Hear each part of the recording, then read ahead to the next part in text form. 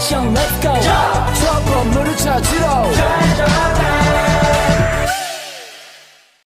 Assalamualaikum warahmatullahi wabarakatuh. Perkenalkan, saya Maudy Yustin Wahidah dengan NIM 2012-10-10-7 dan rekan saya. Perkenalkan, nama saya Titin Anggraini dengan NIM 2012-186. Baik, di sini kami akan menjelaskan tentang al-urfu atau al-adat atau adat dan kebiasaan. Oke, Maudy, di sini saya akan bertanya, apa sih pengertian dari adat itu?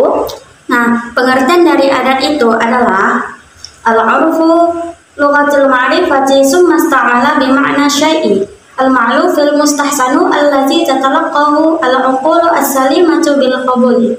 Adat menurut bahasa adalah pengetahuan, kemudian digunakan dalam arti sesuatu yang familiar dan diinginkan sehingga pikiran sehat menerima dengan penerimaan.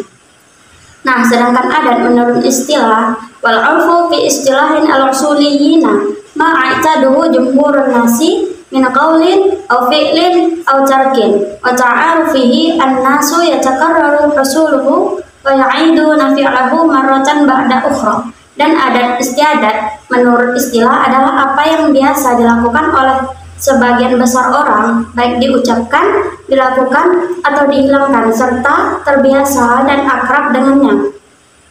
Adat disebut adat istiadat karena itu adalah suatu yang dilakukan orang, terbiasa dengan itu, terjadi berulang-ulang, dan mereka mengulanginya lagi dan lagi. Nah, dalam adat itu apa saja sih jenis-jenis adat?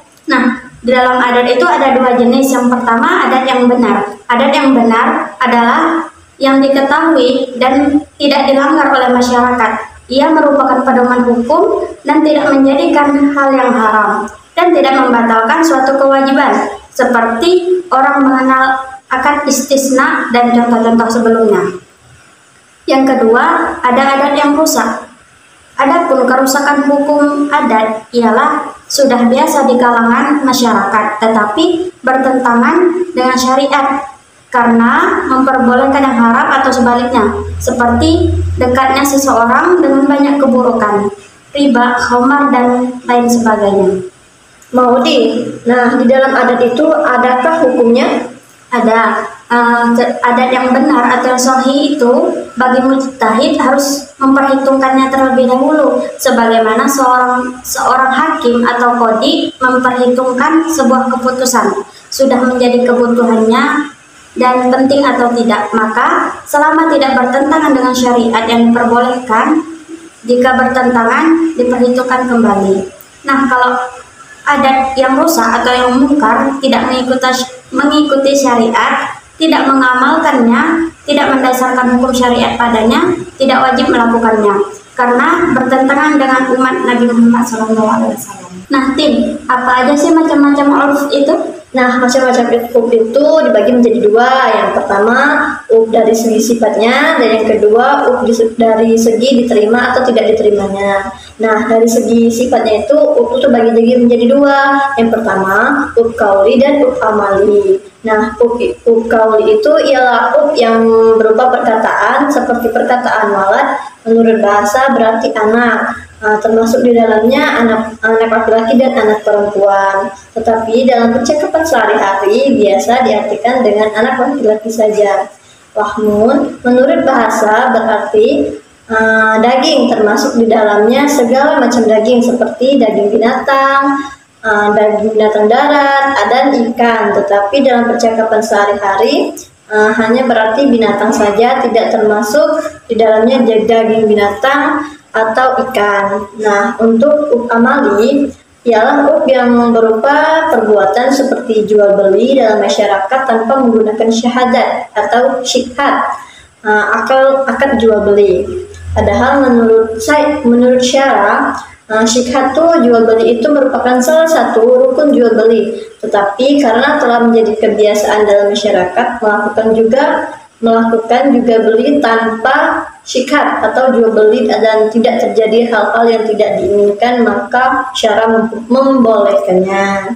Nah, untuk ditinjau dari segi diterima atau tidak diterimanya, itu yang pertama urf syar'i, ialah urf yang baik dan dapat diterima karena tidak bertentangan dengan syarat seperti mengadakan pertunangan sebelum melangsungkan akad nikah. Dipandang baik, telah menjadi kebiasaan dalam masyarakat dan tidak bertentangan dengan syarat.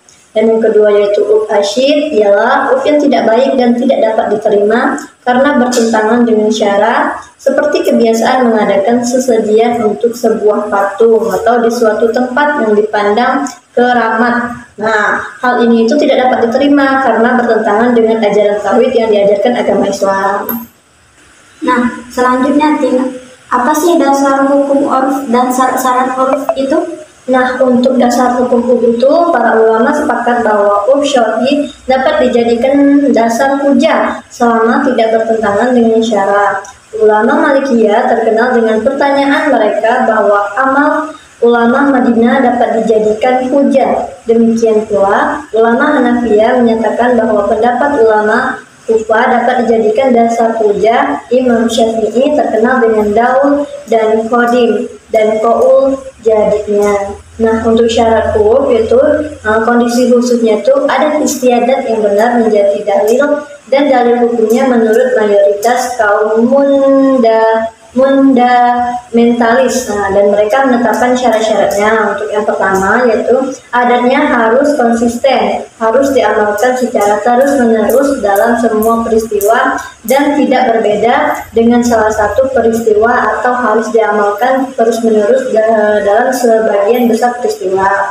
Untuk yang kedua, adat tersebut harus ada dan berlaku pada saat drainase yang dibuat. Dan yang ketiga, bahwa adat tersebut tidak bertentangan dengan dalil syariat. Dan yang keempat, adat itu harus mengikat.